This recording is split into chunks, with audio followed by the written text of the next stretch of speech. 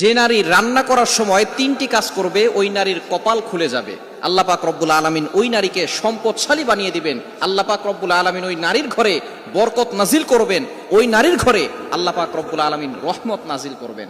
অনেক মা বোনেরা এখন কিন্তু সংসারের ভিতরে সুখ চান, শান্তি চান, ঘরের ভিতরে রহমত চান, বরকত চান। বিশেষ করে যে সমস্ত নারীরা সংসারে বরকত চান তারা কিন্তু অবশ্যই এই তিনটি কাজ করবেন। দেখবেন আপনার ঘরের ভিতরে শান্তি আসবে এবং আপনার রান্না সুস্বাদু হবে এবং আপনার রান্না যারা খাবে তারাই আপনার প্রশংসা করবে। আমরা অনেকেই কিন্তু নিজের প্রশংসা শুনতে চাই এবং অনেকেই আমরা ঘরের ভিতরে বরকত চাই, রহমত চাই। এজন্য আমরা এই তিনটি কাজ করব। নাম্বার ওয়ান, এক নাম্বার হচ্ছে আপনি যখনই রান্নাঘরে প্রবেশ করবেন তখন আপনি সালাম দিবেন। মনে রাখবেন রান্নাঘরে কিন্তু চুলা আছে।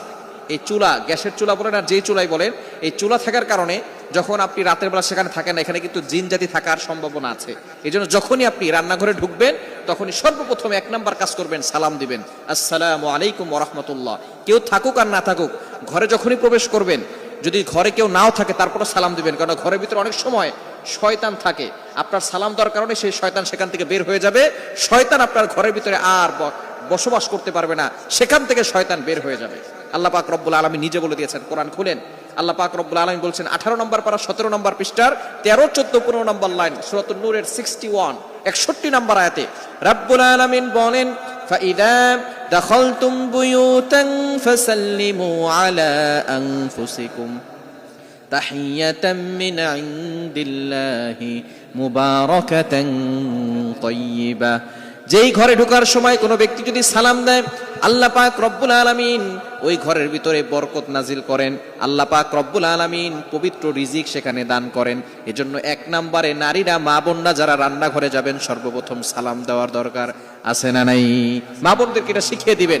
আপনারা বাসায় গিয়ে মেসেজ পৌঁছে দিবেন, মা বোনরা যারা আছে এক নম্বরে তারা রান্নাঘরে ঢোকার সময় সালাম দিবে। নাম্বার 2, দ্বিতীয় নাম্বার হচ্ছে প্রতিটি কাজের শুরুতে বিসমিল্লাহ পড়বে।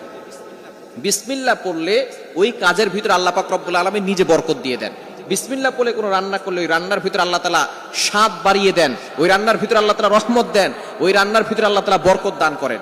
কিন্তু বর্তমান আমাদের সমাজের ম্যাক্সিমাম নারীরা রান্না করার সময় ডিজে গান শুনে, রান্না করার সময় হিন্দি গান শুনে, ইংলিশ গান শুনে, তারা ড্যান্স করে আর রান্না বান্না করে, যার কারণে ঘরের ভিতরে কোনো বরকত থাকে না। খবরদার, গান শুনবেন আর রান্না বান্না করবেন আর চিন্তা করবেন ঘরের ভিতরে বরকত নাই কেন।